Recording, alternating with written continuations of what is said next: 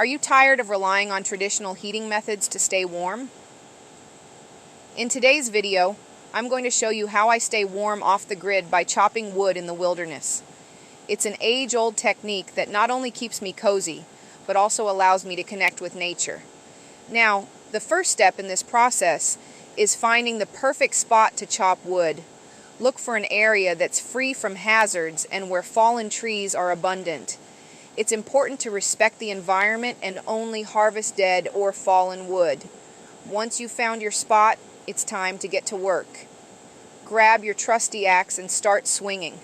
Remember, safety first. Always wear proper protective gear, like gloves and goggles, and make sure you have a stable surface to chop on. As you start splitting the wood, take note of the different types. Hardwoods like oak and maple burn longer and produce more heat, while softer woods like pine ignite easier. It's all about finding the right balance for your needs. Chopping wood is not just about warming your body, but also your mind.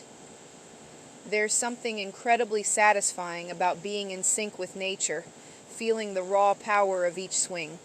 It's a primal experience that connects you to a simpler way of life. Once you've gathered your wood, it's time to stack it for drying. Ensure good airflow between the logs, as this helps remove excess moisture, preventing mold and ensuring a clean burn. Now that you have your wood pile ready, it's time to light up the fire.